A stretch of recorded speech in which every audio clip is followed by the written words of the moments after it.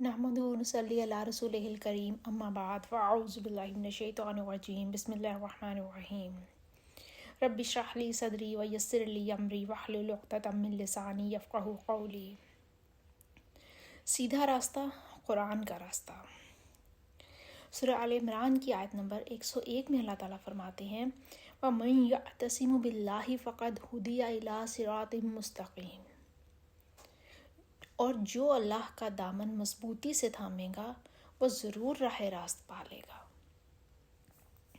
آج کل بہت سننے میں آتا ہے کہ زندگی گزارنا بہت مشکل ہوتا جا رہا ہے، لوگوں میں خلوص باقی نہیں رہا، بددیانتی اور دھوکہ دہی بہت عام ہو گئی ہے، لوگ صبر اور تحمل کا مظاہرہ نہیں کرتے، کسی کی عزت محفوظ نہیں ہے، سکون نام کی چیز نہیں ہے، زمانہ ہی برا آ گیا ہے، کوئی کسی پر اعتبار ہی نہیں کر سکتا۔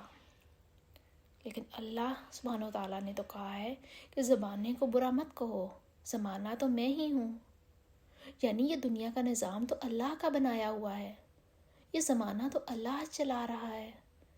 زمانے کو برا کہنے کا مطلب تو یہ ہے کہ ہم اللہ کی پلاننگ کو اچھا نہیں سمجھ رہے، عجیب گھبراہٹ ہے کہ پھر کیا کریں، کیسے اس افراتفری سے نکلیں، کس سے پوچھیں، کیا پوچھیں، کس کو بتائیں اپنے مسئلے، کس کے پاس ہمارے مسئلوں کا حل ہے۔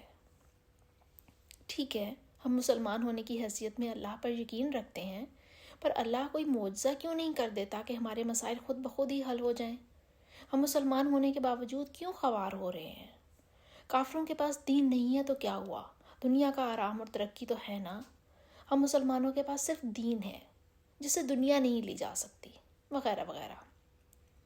اس طرح کے خیال ہمارے ذہنوں میں آتے رہتے ہیں۔ تو سوچنے کی بات یہ ہے کہ ہمارے پاس دین تو ہے، لیکن کیا دین اپنی اصل شکل میں ہماری زندگیوں میں ہے؟ کیا ہمارے دین کی آگاہی کو جاہلیت نے نقصان تو نہیں پہنچا دیا؟ کیا ہمارے دین پر دوسرے مذاہب کا رنگ تو نہیں چڑھ گیا؟ کیا ہمارا دین فرقہ واریت کے نشانے کی زد میں تو نہیں آ گیا؟ ہمیں اپنے دین کی جانچ پرکھ کرنی ہوگی کہ ہم جسے سیدھا راستہ سمجھ کر چلتے جا رہے ہیں اور زندگیاں اس پریشانی اور الجھن میں گزار دیتے ہیں کہ یہی سیدھا راستہ ہوگا، بس چلتے جاؤ۔ اللہ نے سورہ آل عمران کی اس آیت میں جو ابھی اوپر بیان کی گئی ہے کھول کر رکھ دیا کہ جو اللہ کا دامن مضبوطی سے تھام لے گا وہ ضرور سیدھا راستہ پائے گا۔ اب اللہ کا دامن تھامنے کا کیا طریقہ ہے؟ تو بھائی اللہ کا دامن اللہ کی کتاب ہے، اللہ کے احکامات ہیں، اللہ کے نبی صلی اللہ علیہ وآلہ وسلم کی سنت ہے۔ اگر اپنے دین کو پرکھنا ہے تو قرآن پڑھ کر دیکھو کہ ہماری زندگی کے روز و شب قرآن کے احکامات کے مطابق ہیں کہ نہیں، ہمارے معاملات قرآن اور حدیث کے تابع ہیں، ہمارے تہوار سنت سے ثابت ہیں، ہماری خوشی غمی منانے کا طریقہ کہیں قرآن اور حدیث سے ٹکرا تو نہیں رہا؟ کیا ہم اپنے بچوں کی تربیت قرآن اور حدیث کے مطابق کر پا رہے ہیں؟ کیا ہمارے جوانوں میں محمد بن قاسم کا سا حوصلہ اور ہمت اور بہادری ہے جنہوں نے 18 سال کی عمر میں سندھ فتح کر لیا تھا؟ کیا اپنے بچوں میں ہم نے قرآن کو سمجھ کر پڑھنے کا خیال دل میں ڈالا؟ کیا ہمارے بچے اپنی زندگی کے مسائل کا حل قرآن سے تلاش کرنے کی اہلیت اور شوق رکھتے ہیں؟ کہ ہم نے اپنی اولادوں کو سیرت النبی سے متعارف کروایا؟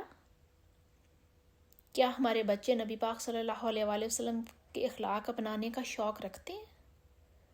کہ نبی پاک صلی اللہ علیہ وآلہ وسلم کا صبر اور اخلاق ہمارے بچوں کو پتہ بھی ہے، یا صرف اپنے نبی پاک صلی اللہ علیہ وآلہ وسلم کو ہم عید میلاد النبی منانے کی حد تک ہی متعارف کرا پائے ہیں؟ کہ ہم نے اپنے بچوں کو قرآن اور حدیث کا علم سیکھنے میں ان کی رہنمائی کی؟ کیا ہم نے اپنے بچوں کو قرآن اور حدیث سکھانے کے لیے پہلے خود قرآن اور حدیث کا علم سیکھنے کا شوق رکھا؟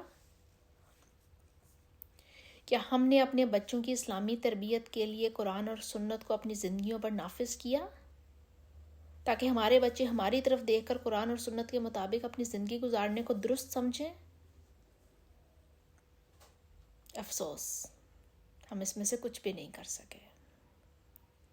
حضرت علی رضی اللہ تعالیٰ عنہ کا قول ہے کہ اپنے بچوں کو بس قرآن سکھا دو، باقی سب کچھ انہیں قرآن خود ہی سکھا دے گا۔ کہ ہم اپنے بچوں کو قرآن سکھاتے ہیں؟ یہاں پر قابل غور لفظ ہے سکھا دو۔ انہوں نے نہیں کہا کہ اپنے بچوں کو بس قرآن پڑھا دو، باقی اس کی برکت سے جنت کے عہدیدار بن جاؤ گے۔